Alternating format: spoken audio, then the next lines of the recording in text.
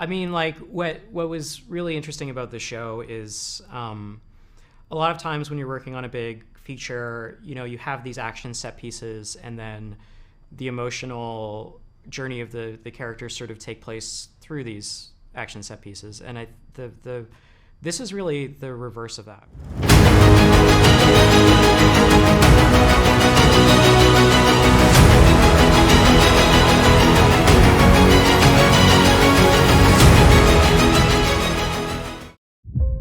Monarch was there, in San Francisco.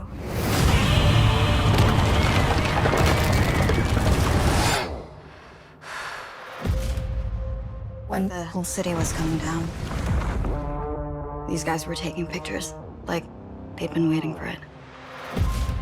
You think that your father was working for them? This stuff was in a safe. Sounds good. Hey, it's Jim Alexander with Real Talker. Right there. Great to meet you. Good job, right? For a VFX guy, I did pretty well, right? With my background. How you doing? Doing well. So many questions I have for you. I'm curious, Sean, you work on so many different VFX things that I've seen, from superheroes to everything. What's different about doing, like, the monsters and Godzilla? And you've worked on previous Godzilla films too. Is it different than some of your other work that you've done in terms of VFX? I mean, you need to make this look good and real, and not hokey like the 1940s Godzilla, the stop motion stuff. So how does that differ from the other work you've done, or if maybe it's just the same old template? I mean, like what was really interesting about the show is a lot of times when you're working on a big feature, you have these action set pieces, and then the emotional journey of the characters sort of take place through these action set pieces. And this is really the reverse of that, where like the emotional journeys of the characters are really driving the action, and like that really like helps give a sense of consequence and danger to it. And then from a technical level, when you do that, how do you stay true to that vision? It's like shooting things from the human point of view. The monsters, the way that Gareth thought about this in Godzilla 2014 is like the monsters are so big that you can't fit them in the frame. How do you do that with people? How do you shrink the monsters down to the size of to make sense for the environment and the places that they are? How do you tie that to the landscape? Those are like really unique challenges to the show versus the features, but the features do have a lot of great points for us to like reference to anyway of how they achieve these things. Is it tougher to do it in a sense for a show versus a feature? Is there a difference when it comes to effects? Apple's got great budgets, as you can tell. Their stuff looks very cinematic. Whatever show they do, I think they have the best looking shows that look like movies in a lot of ways too. But is there a difference on your end when it comes to TV versus sort of film when you're creating things?